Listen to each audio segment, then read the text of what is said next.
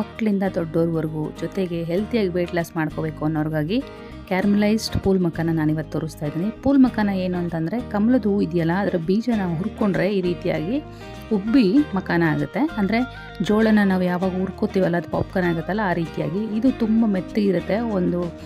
ಈ ರೀತಿ ಪ್ರೆಸ್ ಮಾಡಿ ತೋರಿಸಿದೆ ನೋಡಿ.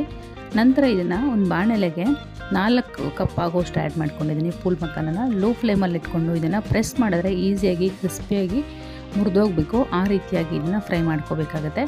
ಲೋ ಫ್ಲೇಮಲ್ಲಿ ಇಟ್ಕೊಂಡೇ ಮಾಡ್ಕೊಳ್ಳಿ. ಮೀಡಿಯಮ್ ಫ್ಲೇಮಲ್ಲಿ ಇಟ್ಕೊಂಡ್ರೆ ಕಲರ್ ಬರುತ್ತೆ, ಬಟ್ ಕಂಪ್ಲೀಟಾಗಿ ಡ್ರೈ ರೋಸ್ಟ್ ಆಗೋಲ್ಲ. ನೋಡ್ತಾ ಇರ್ಬೋದು ಕಂಪ್ಲೀಟಾಗಿ ಕ್ರಷ್ ಆಗ್ತಿದೆ.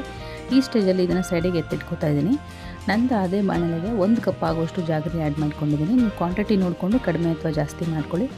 ನಂತರ ಒಂದು 3 ರಿಂದ 4 ಟೀ ಸ್ಪೂನ್ ಆಗೋಷ್ಟು ನೀರು ಆ್ಯಡ್ ಮಾಡಿಕೊಂಡು ಬೆಲ್ಲನ ಕಂಪ್ಲೀಟಾಗಿ ಕರಗೋ ಈ ರೀತಿ ಮಿಕ್ಸ್ ಮಾಡ್ಕೊತ ಡಿಸಾಲ್ವ್ ಮಾಡ್ಕೊಳ್ಳಿ. ಡಿಸಾಲ್ವ್ ಆಗಿದೆ. ನಂತರ ಇದು ಚೆನ್ನಾಗಿ ಕ್ಯಾರಮಲೈಸ್ ಆಗಬೇಕು, ಅಂದರೆ ಪಾಕ ಬರಬೇಕು ಚೆನ್ನಾಗಿ. ಅಲ್ಲಿವರೆಗೂ ಚೆನ್ನಾಗಿ ಬೇಯಿಸ್ಕೊತಾರೆ. ನೋಡ್ತಾ ಇರ್ಬೋದು ಚೆನ್ನಾಗಿ ಪಾಕ ಬಂದಿದೆ. ಈ ಸ್ಟೇಜಲ್ಲಿ 1 ಟೀ ಸ್ಪೂನ್ ಆಗೋಷ್ಟು ಬಟರ್ನ ಕೂಡ ಆ್ಯಡ್ ಮಾಡಿಕೊಂಡು ಮಿಕ್ಸ್ ಮಾಡ್ಕೊಳ್ಳಿ. ಆ ವಿಡಿಯೋ ಕ್ಲಿಪ್ ಮಿಸ್ ಆಗಿದೆ.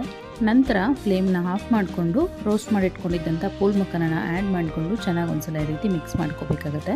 ಇದು ಸ್ವೀಟ್ ಪೂಲ್ ಮಖಾನ. ನಾನು ಆಲ್ರೆಡಿ ಸ್ಪೈಸಿ ಆಗಿರುವಂಥದ್ದು ಆ್ಯಡ್ ಮಾಡಿದ್ದೀನಿ ನನ್ನ ಚಾನಲಲ್ಲಿ. ನೋಡಿಲ್ಲ ಅಂತಂದರೆ ಈ ವಿಡಿಯೋ ಡಿಸ್ಕ್ರಿಪ್ಷನ್ ಬಾಕ್ಸಲ್ಲಿ ಲಿಂಕ್ ಕೊಟ್ಟಿದ್ದೀನಿ, ಒಂದ್ಸಲ ಚೆಕ್ ಮಾಡ್ಕೊಳ್ಳಿ. ನೋಡಿ, ಈ ರೀತಿ ಚೆನ್ನಾಗಿ ಒಂದ್ಸಲ ಎಲ್ಲ ಕಂಬೈನ್ ಮಾಡ್ಕೊಂಡ್ಮೇಲೆ ಇದನ್ನು ಕಂಪ್ಲೀಟಾಗಿ ತಣ್ಣಗಾಗ್ಬಿಟ್ಬಿಡಿ.